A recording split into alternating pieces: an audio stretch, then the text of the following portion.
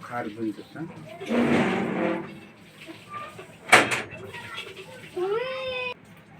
ये सत्संग जो है कहाँ से आए हैं और कैसे ये सत्संग चल रहा है, इसके बारे में श्री रामचरित्र मानस के द्वारा मैं कहने के लिए जा रहा हूँ। जो कि लंका जाकर भगवान पुरुषोत्तम राम ने लंका का जितने ही राक्षस हैं सभी को अपने धाम को पहुंचाकर जब लौट कर को अयोध्या जी आए तो अयोध्या जी में जितने ही नगरवासी पुरजवासी थे सब भगवान राम के बिना व्याकुल थे और शरीर बहुत दुबला पतला हो गए थे। भगवान पुरुषोत्तम राम को आने से सभी का मन हुलास हो गया और गुरु ब्राह्मण पुरजवासियों ने सभी मिलकर भगवान पुरुषोत्तम राम को राज तिलक किया। राज तिलक करने के बाद भगवान पुरुषोत्तम राम जो हैं राज करने लगा और नगरवासी पुरजवासियों ने रातों दिन राम राम राम राम का जपन कर रहे थे। तो कहने का तात्पर्य है, भगवान कहते हैं जो हमारे तरफ झुक जाते हैं वह मानव को मैं अपने धाम को पहुंचा देते हैं। इसलिए भगवान पुरुषोत्तम राम ने सोचा कि राम राम करने से तीन लोगों का मुक्ति होने वाला नहीं है। इसलिए भगवान पुरुषोत्तम राम ने अपने दरवाजे पर सभा लगाने की कोशिश किया और समय दिन तारीख देकर सभी को अपने दरवाजे पर बुलाए और भगवान पुरुषोत्तम राम ने सभा के अंदर यह प्रश्न रखते हैं। क्या प्रश्न रखते हैं? प्रथम प्रश्न ये रखते हैं, कहते हैं बड़े भाग मानुष तन पावा सुर दुर्लभ सद ग्रंथ ही गावा। ये भाई यह शरीर जो है हम लोगों का बड़े भाग से मनुष्य तन का मिलता है, क्योंकि 4 खाने हैं। 4 खाने में 84 लाख जौने हैं। 4 खाने कौन कौन हैं? तो अंडज, पिंडज, उकमज और अंकुरज। ये 4 खाने में 84 लाख जीव हैं। जितने जीव अंडज जो कहा जाता है कि संसार में जितने जीव अंडा देकर को पैदा होते हैं वो अंडज कहा जाता है। और पिंडज में जो आता है कि जितने जीव ये शरीर लेते हुए यह बाहर होते हैं उसको पिंडज कहा जाता है। और उकमज किसको कहा जाता है? गंदा पदार्थ में आप से आप जन्म ले लेते हैं उसको उकमज कहा जाता है। और अंकुरज किसको कहा जाता है? जो कि अंकुरा देकर वृक्ष तैयार होते हैं। इसी में 84 लाख जौनियाँ हैं। ये जीव जो हैं 84 भगवान का भजन जो नहीं करते हैं तो इसी कारण से उसको 84 लाख जौनियाँ भ्रमण करना पड़ता है। और 84 लाख जौनी भ्रमण करते करते भगवान एक बार दया करके यह मनुष्य तन में आत्मा को देते हैं।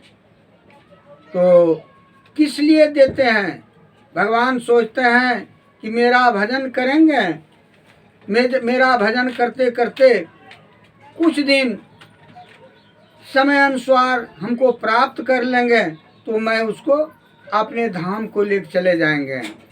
इसलिए भगवान पुरुषोत्तम राम ने प्रथम कहा कि बड़े भाग मानुष तन पावा सुर दुर्लभ सद ग्रंथ ही गावा। वही कहते हैं कि बड़े भाग से मनुष्य का शरीर मिलता है। किस लिए मिलता है? कहते हैं साधन धाम मोक्ष कर द्वारा, पावहि जे नहीं परलोक समारा। ये शरीर जो है भगवान कहते हैं ये साधना करने के लिए हम लोगों का 5 तत्व शरीर में आत्मा को दिए हैं। और साधना भी कहते हैं और दूसरे इधर ये भी कह देते हैं धाम, साधन धाम। ये शरीर के अंदर भगवान परशुराम राम ने बताते हैं कि 84 धाम ये शरीर के अंदर में ही है। तो यह हम लोगों का कैसे प्राप्त होगा? तो गुरु महाराज भजन के माध्यम से बतलाते हैं कि खोज करो अंतर उजियारी, दृष्टिबान को देखा है।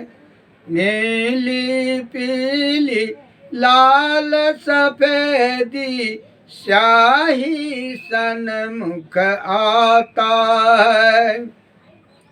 चंदा उगत उदय हो रवि, धूर की तार दिखाता है।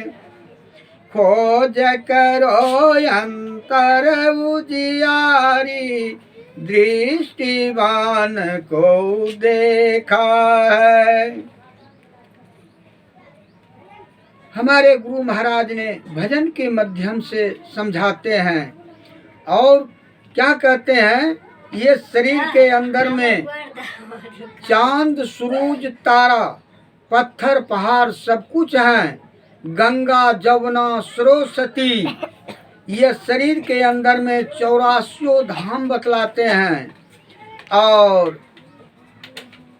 भगवान का भजन करने से संतों कहते हैं ये सब शीघ्र ही प्राप्त हो जाते हैं। गीता में अर्जुन जी ने भगवान से पूछे थे कि हे प्रभु, आपको यदि भजन करता है और आपको प्राप्त नहीं कर सका तो वह किस गति में जाते हैं?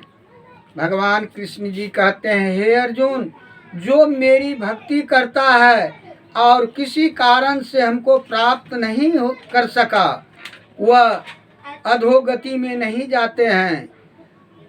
उनको कुछ काल के लिए बढ़िया लोक में भेज देता हूँ, वहाँ का सुख भोग कर फिर जब यह धरती पर आते हैं तो किसी श्रीमान के घर में उसका जन्म मैं देता हूँ और फिर पूर्व जन्म का भक्ति का संस्कार से वह फिर भक्ति मेरा करना आरंभ कर देता है और फिर मैं प्राप्त मुझे कर लेते हैं तो अपने लोक को मैं चले जाते हैं।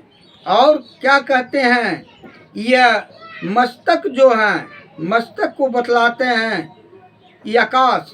भगवान श्री कृष्ण जी ने यह मस्तक को आकाश बताते हैं और यह शरीर को क्षेत्र बताते हैं। क्यों बताते हैं?